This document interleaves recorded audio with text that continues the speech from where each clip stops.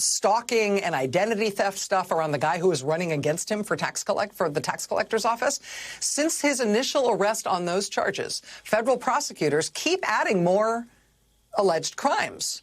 Federal prosecutors have added 3 more superseding federal criminal indictments to that initial one, including this latest one today, for a whole new set of alleged crimes that we had never heard about before. In this new indictment just filed today, the tax collector guy is charged with embezzling more than $400,000 from the tax collector's office. According to prosecutors, he used that money to buy both cryptocurrency and also autographed sports memorabilia, things signed by Kobe Bryant and Michael Jordan. Why? Also, and this is incredible, the indictment today also alleges that the tax collector guy, after he was initially arrested and was out on bond, while he was out on bond, he committed a whole new crime. Prosecutors say in this indictment today that on top of everything else, while he was out on bond, after being arrested and charged with the first slew of federal crimes, he decided that would be the perfect time to start a whole new chapter of his alleged criminal behavior. That would be the perfect time to bribe someone who worked at the Small Business Administration so that person would process fake loan applications for him so he could use fake businesses to apply for fraudulent COVID relief funds. And so they charged him with that today, too. The fraud stuff and the bribery of public officials in order to get it done. Seems like a gem, right? You add it all up. In the 4 successive federal indictments that this guy has faced since last summer, and he's now facing 33 federal felony charges. Thus far, Mr. Greenberg has pled not guilty to the charges that he's had a chance to plead to. His attorney has not commented on the latest ones other than to say that he wasn't surprised by them.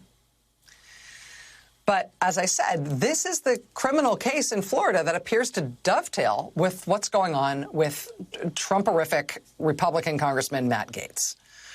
We don't know about the exact linkages between the two cases. Again, NBC is reporting that the part of the investigation of Joel Greenberg that led to sex trafficking charges against him is the same investigation that led to a sex trafficking investigation of Mr. Gaetz. We don't know if Greenberg is cooperating against Congressman Gaetz. In terms of the status of the investigation into Congressman Gaetz, Politico today fleshed out the details about Trump Attorney General William Barr. Barr was reportedly briefed not once, but multiple times on the federal sex trafficking investigation into Congressman Gaetz. Politico reporting today that part of the reason Attorney General Barr was briefed on it a lot is because he was very concerned for himself. He didn't want to accidentally end up at an event where Congressman Gaetz might be while this investigation in Congressman Gaetz was ongoing. Politico reporting today that at least one publicly announced meeting between then Attorney General Bill Barr and Republicans on the Judiciary Committee in Congress got called off. Bill Barr pulled out of it after he said publicly that he would go do it. And the reason he pulled out of it is because Congressman Gaetz had RSVP'd that he would attend.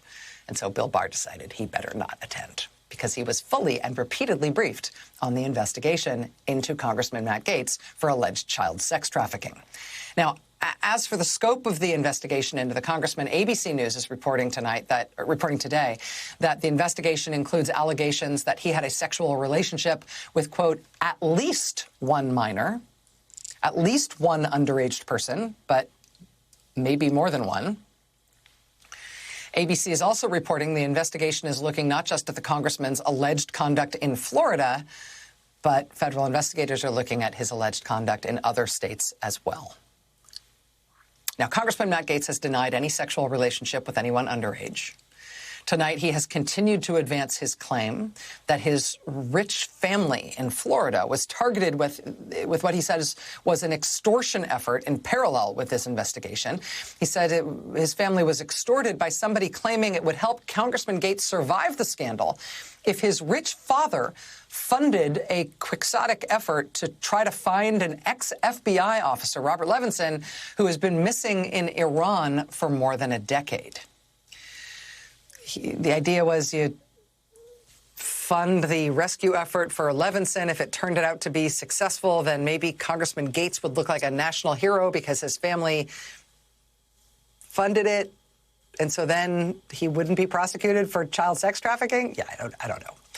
The FBI is reportedly investigating that bizarre alleged extortion scheme as well as the child sex trafficking allegations against Congressman Gaetz. But these are separate matters, right? Whether or not somebody was trying to pressure Congressman Gaetz and his family over how much trouble the congressman appears to be in for this sex trafficking investigation, it really does appear, regardless of whether or not that extortion effort also happened, that the congressman is under serious federal criminal investigation for sex trafficking of at least one child in at least one state.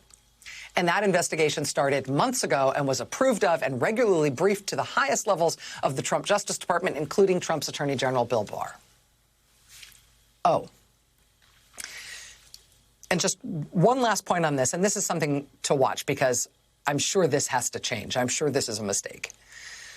The Republican leader in the House of Representatives is, of course, Congressman Kevin McCarthy. He today was asked about this reported Justice Department investigation into Congressman Gaetz. Kevin McCarthy said he didn't know anything about it, said he hadn't been able to talk to Congressman Gaetz yet. But he was asked if Congressman Gaetz does get indicted, if he does get criminally charged in this case, would that be cause to remove him from his committee assignments and his other responsibilities in Congress? If he gets charged with child sex trafficking, are Republicans in Congress going to take him off his committees and stuff?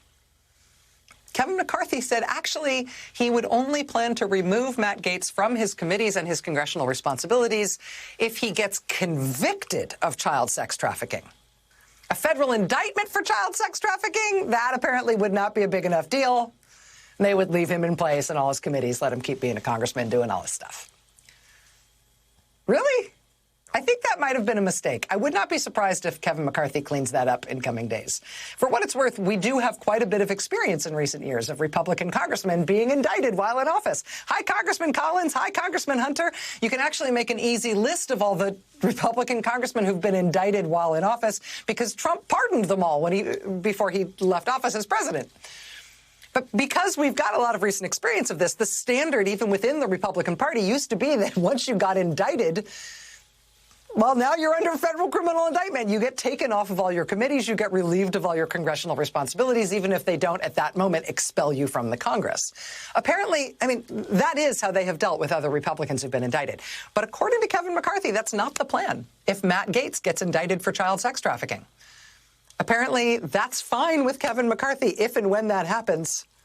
Just have to wait to see if he gets convicted.